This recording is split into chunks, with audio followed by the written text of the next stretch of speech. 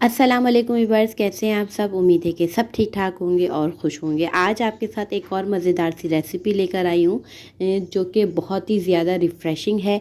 आप इसे इफ्तार में बनाएं या नॉर्मल आप रूटीन में भी बनाएं गर्मी में, तो ये हेल्दी भी है और इसके बहुत सारे फ़ायदे भी हैं, क्योंकि ये हमारे पास साबूदाने का शरबत बन रहा है और ये इतना हेल्दी है कि क्योंकि साबूदाने की तासीर आप सबको पता है कि उसमें कैल्शियम होता है और उसमें काफ़ी सारा जो है ना आपकी एनर्जी को बूस्ट करता है।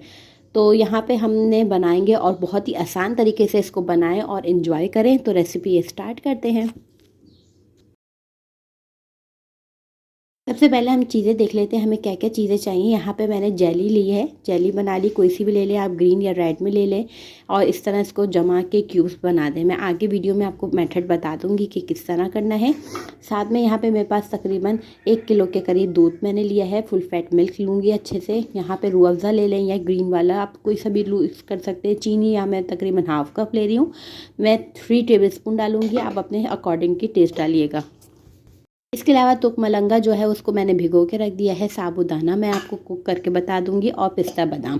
सबसे पहले हम क्या करेंगे, जेली हम तैयार कर लेंगे। जेली बनाने के लिए सिर्फ 1 कप आपने पानी शामिल करना है और पानी में जैसे ही उबाल आना शुरू हो तो आप उसमें जेली का पैकेट डालेंगे और फिर एक उबाल और मज़ीद लाने तक 1 से 2 मिनट। सारा मेथड आपको पीछे पैकेट में लिखा हुआ होता है, सही है, आप उसमें देख लीजिएगा। सिर्फ 1 कप पानी डालिएगा तो आपकी जेली बहुत अच्छी थिक जम जाएगी। मुझे ज़रा जल्दी जमानी थी तो मैंने क्या किया, स्टील की प्लेट में इसको डाल दिया और जैसे ये रूम टेम्परेचर पर आया तो मैंने इसको फ्रीज़ कर दिया और 10 मिनट में ही हमारी जेली तैयार हो गई। तो इसको हम क्यूब्स में कट करके रख देंगे। अब आ जाते हैं साबूदाना। साबूदाना जो है वो हमने भिगो के रखा हुआ था 15-20 मिनट पहले और इसमें आप पानी शामिल करके और फुल पानी आप इसमें शामिल कर दें और इसको उबाल आने तक पकाते रहें। इतना पकाएं कि इसका जो दाने हैं ना वो आपको जो वाइट वाइट दाने नज़र आते हैं ना वो बिल्कुल हल हो जाए और साबूदाना अच्छे से कुक हो जाए। साबूदाने का आपको वैसे भी पता है कि ये कितना कैल्शियम से भरपूर होता है, पेट के लिए कितने फ़ायदेमंद होता है और इसके बहुत सारे फ़वाइद हैं। तो ये शरबत में आप जब इसको डालेंगे बनाएंगे तो आप खुद इसकी तासीर देखेंगे कितना रिफ़्रेशिंग और हेल्दी शरबत है। तो यहाँ पे साबूदाना हमारा हो गया कुक, इसको हम निकालेंगे। इसका पानी हम इसका सारा डिस्कार्ड कर देंगे, इसका फेंक देंगे और इसको साबूदाने को हम एक अलग कर देंगे इस तरह से, ठीक है, ताकि इसके साबूदाना का जो पानी जितना है वो सब बिल्कुल परफेक्टली अलग हो जाए। अब इसे आपने क्या करना है, ठंडे पानी से इसको वॉश कर लेना है ताकि जो सारा साबूदाना है वो एक साथ चिपके नहीं, बिल्कुल अलग अलग रहे। तो यहाँ पे देखिए मैं इसको ठंडे पानी से इसको इसके ऊपर शामिल कर रही हूँ ताकि इसके तमाम जो है ना पानी निकल भी जाए और ये बिल्कुल फ्रेश हो जाए। अब आपने बिल्कुल कुछ मेहनत करने वाला काम नहीं, बहुत आसान है। आपने दूध लेकर शामिल किया, मैंने 1 कप पहले दूध शामिल करा और इसमें शामिल कर दिया मैंने 3 टेबल स्पून शुगर। आप अपने शुगर जो है ना अपने टेस्ट के अकॉर्डिंग भी रख सकते हैं कि कम या ज़्यादा, आपको ज़्यादा पसंद है तो आप ज़्यादा रखें, कम है तो कम रखें। मैंने 3 टेबल स्पून रखी है 1 kg के मिल्क में, क्योंकि ज़्यादा मैं शुगर पसंद नहीं करती। साथ में उसको हल करने के बाद आप इसमें शामिल कर दें। मैंने यहाँ पे रूह अफ़ज़ा रेड शरबत आप डाल लें या ग्रीन वाला पाकोला मिल्क टाइप का आता है वो भी आप इसमें शामिल कर सकते हैं। वो दोनों में आपकी अपनी चॉइस है। इसको हम मिक्स करेंगे। मिक्स करने के बाद अब इसमें शामिल कर देंगे बाकी का सारा मिल्क, जितना आपने जो ठंडा करके रखा हुआ था वो आप इसमें सारा शामिल कर देंगे। अगर आप चीनी ठंडे पानी में घोलेंगे ना तो वो घुलेगी नहीं, इसलिए हमने 1 कप जो है वो नॉर्मल दूध का टेम्परेचर में उसको हल किया है चीनी को।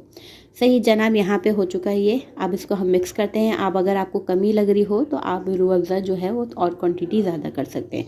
अब मैं यहाँ पे शामिल कर दूँगी तुक मलंगा, उसका पानी सारा फेंक के तुक मलंगा सारा जो है वो हम इसमें शामिल कर देंगे। तुक मलंगा भी आपको पता है कि कितना फेवरेट है और बच्चों का भी होता है और आप ये देखेंगे कि इसकी तासीर भी बहुत ठंडी होती है। गर्मियों में आप पिएं तो आपको मज़ा आएगा। तो जब आप रमज़ान में अफ्तार के बाद इसको पिएंगे तो कितना रिफ़्रेशिंग है, आप इसका अंदाज़ा खुद लगा सकते हैं कितना हेल्दी शरबत है।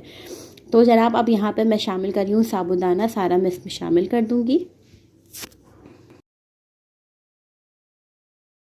अब हम इसको यहाँ पे चला लेते हैं। देखें आप, इतना ज़बरदस्त सा लुक आया है और बहुत ही हमारे घर का बहुत ही ज़्यादा फेवरेट है। आप लोग भी बनाएंगे तो आप लोग का भी फेवरेट बन ही जाएगा, देखिएगा।